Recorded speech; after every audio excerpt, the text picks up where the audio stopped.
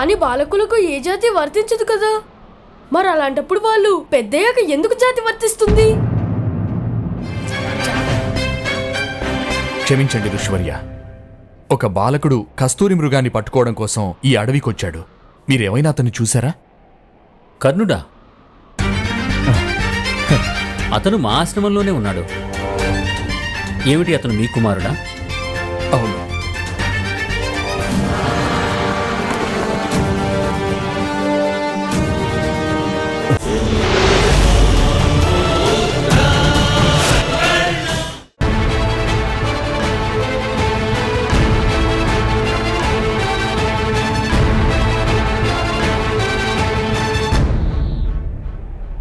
కుమారా,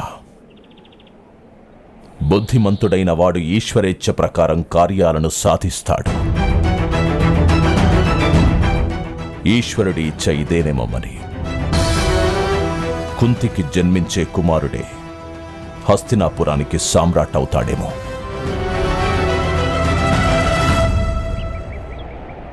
మీ పుత్రుడు ఎంతో తేజస్సు కలవాడు. ఈ పిల్లవాడు ఏదైనా మహాసామ్రాజ్యానికి సామ్రాట్టు కాగలడు.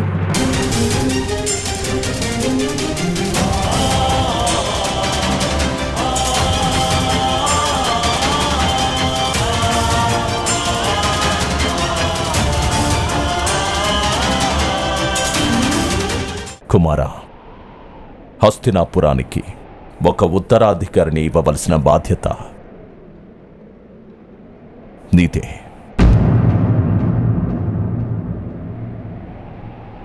ఇది అసంభవం పెదనాన్న.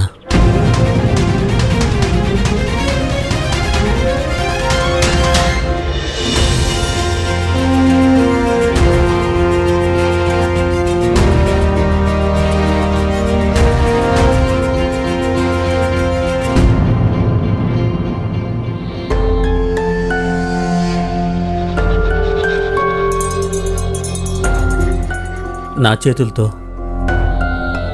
ఋషి కందముని హత్య జరిగింది.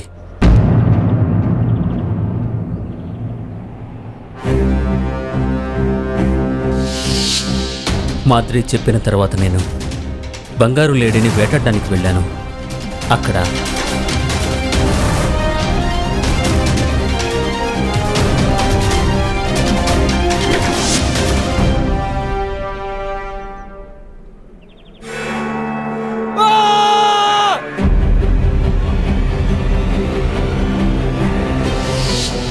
పొరపాటున కందమ ఋషికి నా బాణం తగిలినప్పుడు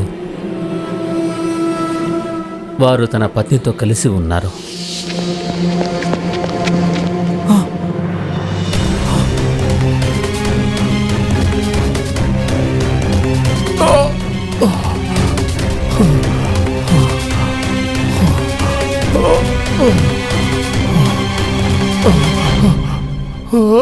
నేను సంధించిన ఒకే బాణంతో వారిద్దరి ప్రాణాలు పోయాయి.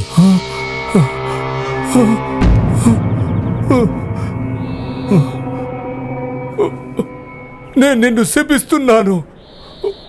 ఒకవేళ నువ్వు నీ భార్యతో సంగమిస్తే కనుక వెంటనే నీ ప్రాణాలు హరించుకుపోతాయి.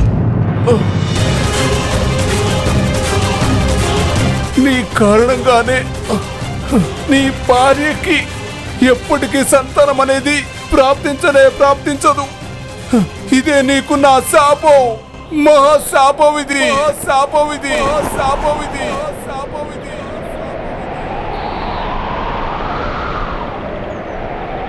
నా కారణంగా నా భార్యకి ఎన్నటికీ సంతానం కలగదు పెదనాన్నగారు.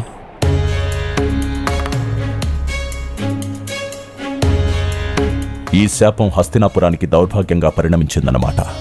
హస్తినాపుర సింహాసనం ఎప్పటికీ శూన్యంగా మిగిలిపోతుందా? ఏదైనా అద్భుతం జరిగి మంత్రబలంతో లేదా యోగ సిద్ధితో నా భార్యకి పుత్ర సంతానం కలగచ్చు కదా. అప్పుడు ఆ పుత్రుణ్ణి దత్తత తీసుకొని నేను హస్తినాపురానికి ఉత్తరాధికారిగా ప్రకటిస్తాను. పరమేశ్వరుని కృపతో ఆ అద్భుతం జరుగుతుందేమో. రా కూర్చో, కదలకుండా కూర్చో.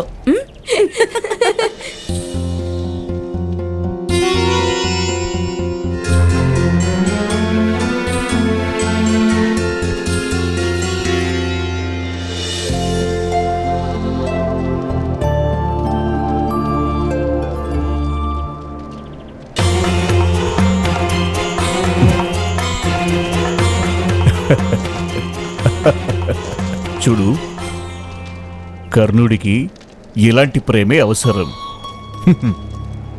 నా మాట విని కర్ణుణ్ణి కుంతీదేవి దగ్గరే విడిచిపెట్టు. కన్న తల్లి ప్రేమ కాకపోయినా కనీసం తల్లి ప్రేమైనా దక్కుతుంది కర్ణుడికి.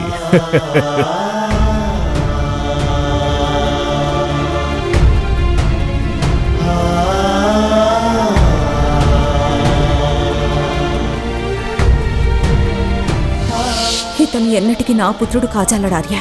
అలాగే ఈ బాలుడికి నేను ప్రేమనివ్వనార్యా. అమ్మా, నాకు కూడా మీ చేతితో అన్నం తినిపించరా? తినిపించాల్సిన అవసరం లేదు.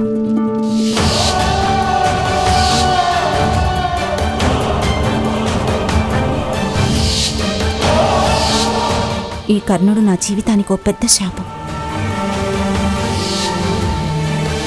కర్ణ, నా కుమారా, నీకేం కాలేదుగా?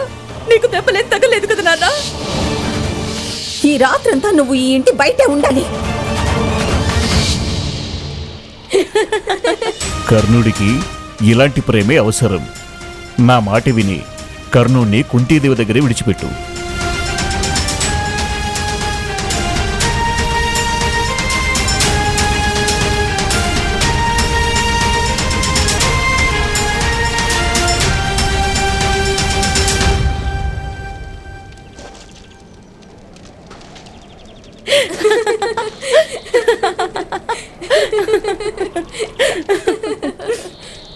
రాకుమారి, నాకు అనుమతి ఇవ్వండి. మేము వెళ్లాల్సిన సమయం ఆసన్నమైంది. కర్ణ, కుమారా,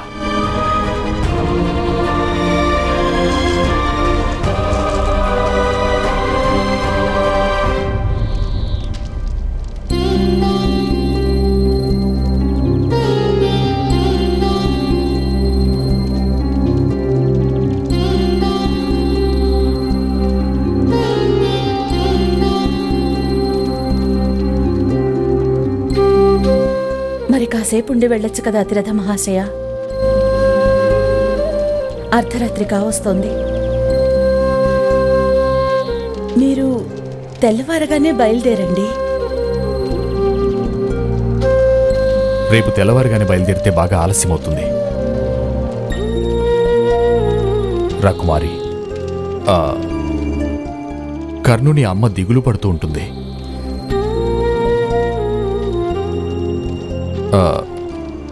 కుమార కర్ణ, రాకుమారి పాదాలకు నమస్కరించు.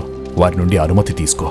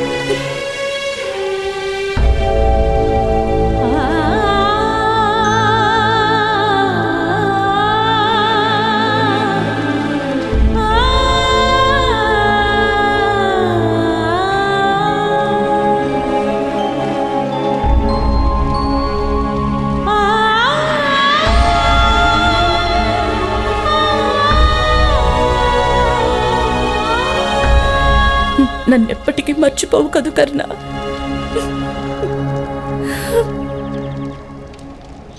నేను విన్న మొట్టమొదటి కథ మీరు వినిపించిందే కుంతిమాత.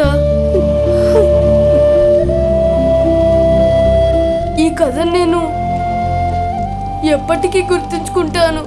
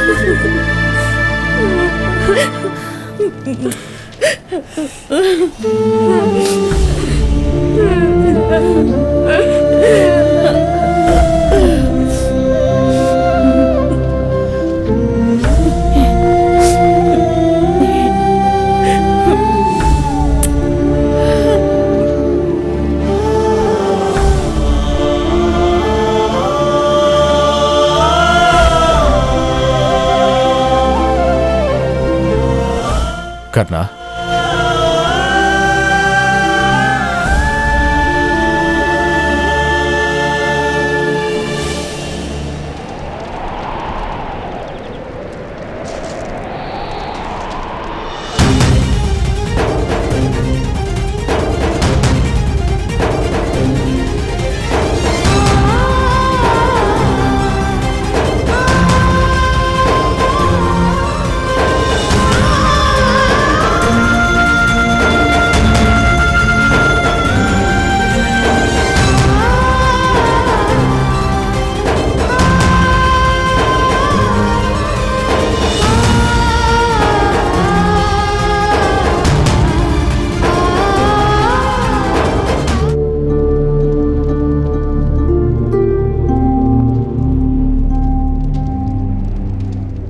నీ భార్య రాధికి అర్థమయ్యేలా చెప్పు సుషేణ. తనకి వివరించు మహారాణి కుంతీదేవి తన పుత్రుని ఎంత బాగా చూసుకుంటుందో అని. కర్ణుడు కోపానికి కాదు, తన ప్రేమని పొందడానికి తప్పిస్తున్నాడు. తను ఇంకా ఇలా ప్రవర్తిస్తే నేను పనిచేస్తాను. కర్ణుణ్ణి నాతో పాటు తీసుకొని వెళ్ళిపోతాను. నేరుగా వెళ్ళి ఆ కుంతీదేవిని వేడుకుంటాను. ఆమెకు కూడా ప్రేమ దొరికినట్టు అవుతుంది కదా. ఈ విధి విలాసం ఎంతో విచిత్రమైనది. కర్ణుడికి తల్లి ప్రేమ దొరకడం లేదు, అలాగే రాకుమారి కుంతీదేవికి సంతాన భాగ్యమే కలగడం లేదు.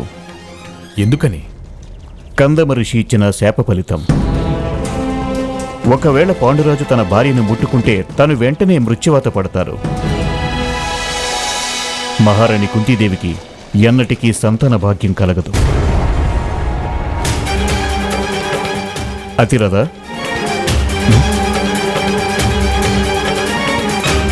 మీ పుత్రుడు ఎంతో తేజస్సు కలవాడు.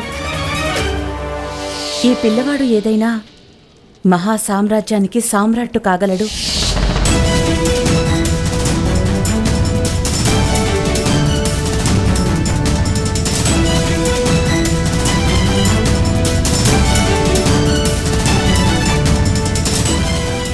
ఇదిగో అతిరథ, అతిరథ.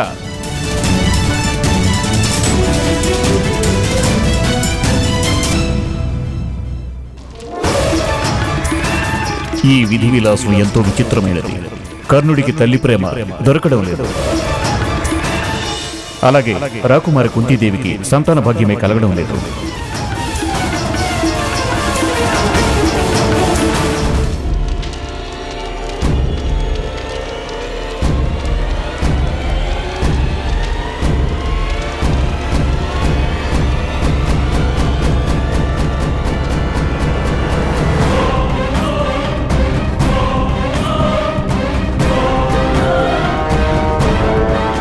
మీరు చేసిన ప్రమాణం విస్మరించారా అతిరథ మహాశయ?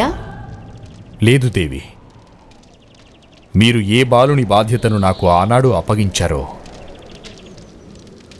ఆ బాలుని భవిష్యత్తు గురించి ఆలోచిస్తున్నాను. ఒక శిశువు ఒక చిన్న ఊయలలో ఆ సమయంలో ఒదిగి ఉండగలడు. ఆ స్థితిలో అది సహజం. కానీ కర్ణుడి దివ్యత్వాన్ని నేను ఇంకా ఎలా కప్పి ఉంచగలను చెప్పండి? హస్తినాపురం మీద తనకి సర్వాధికారాలు ఉన్నాయి దేవి. తనకి రాకుమారి కుంతీదేవి ప్రేమను పొందే అధికారం ఉంది. లేదు అతిరథ, కర్ణునికి హస్తినాపురం సింహాసనం ఎన్నటికీ దక్కదు. ఎందుకంటే కర్ణుడు పాండు మహారాజు గారి పుత్రుడు కాదు కాబట్టి. క్షత్రియుల్లో యోగించబడిన వ్యక్తుల మూలంగా కూడా పుత్రుణ్ణి పొందడం సముచితమేనని అంటారు కదా. అది ఆ పద్ధతి పాటించడంలో మొత్తం కుటుంబం యొక్క అంగీకారం ఉంటుంది. వివాహం కాని ఒక స్త్రీకి పుట్టిన సంతానాన్ని సత్సంతానంగా ఏ పురుషుడు అంగీకరించడు.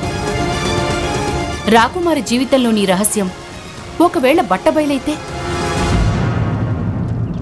అప్పుడు మహారాజు గారు కోపగించుకొని రాకుమారిని విడిచిపెట్టేయచ్చు కూడా.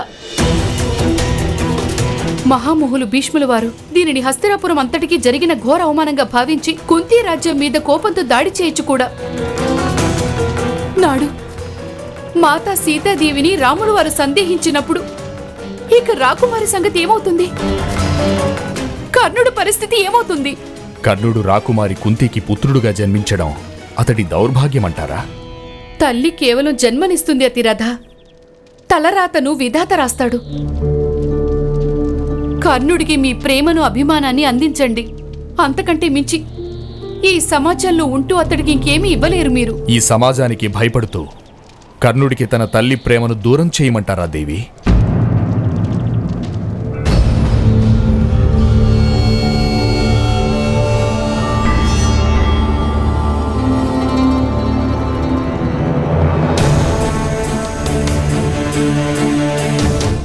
అతిరథ మహాశయ, మీరు వచ్చేసారా?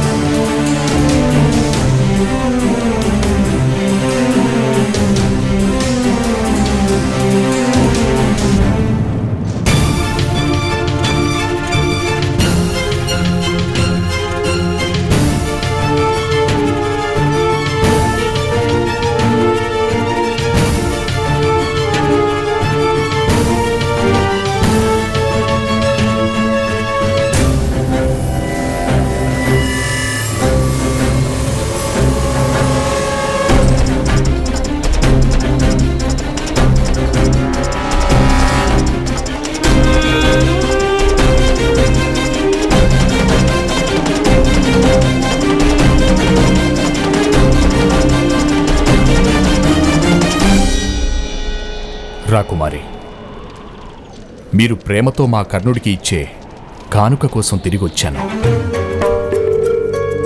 పిల్లలకు కానుకలంటే ప్రీతి కదా. మీరివ్వబోయే ఆ కానుక కర్ణుడికి ఎప్పటికీ ఒక జ్ఞాపికలా ఉంటుందని నా కోరిక.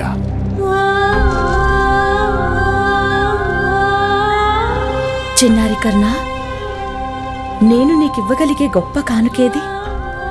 నా దగ్గర ఏదీ లేదు కుమారా.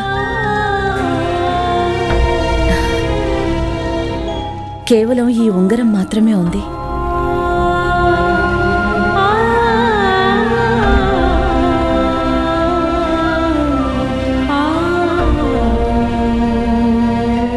దీన్ని భద్రంగా దాచుకో. నీ జీవితంలో ఎప్పుడైనా ఒకసారి ఈ ఉంగరం చూపిస్తే హస్తినాపురం నుంచి ఒక్క వరదానం పొందుతావు.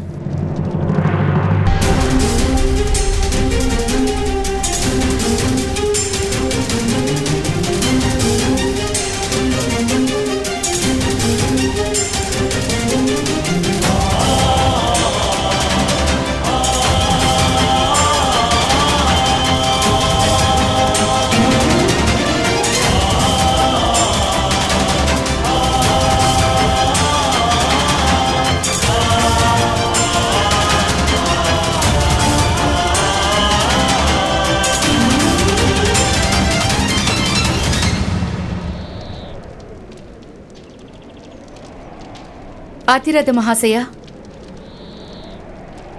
మీరు కుంతీ భోజుల వారికి అలాగే కుంతీ సామ్రాజ్యానికి ఎంతో గొప్ప ఉపకారం చేశారు. కానీ బాధ కలిగించే విషయం ఏమిటంటే మీరు చేసిన ఈ ఉపకారాన్ని ఎవరూ తెలుసుకోలేరు మహాశయ.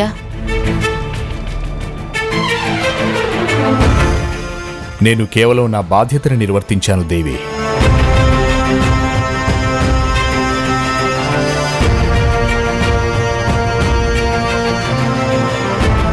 కానీ నన్ను బాధించే విషయం ఏమిటంటే ఈ సమాజానికి భయపడటం, కర్ణుడికి తన అధికారాన్ని దక్కనివ్వకుండా చేయడం.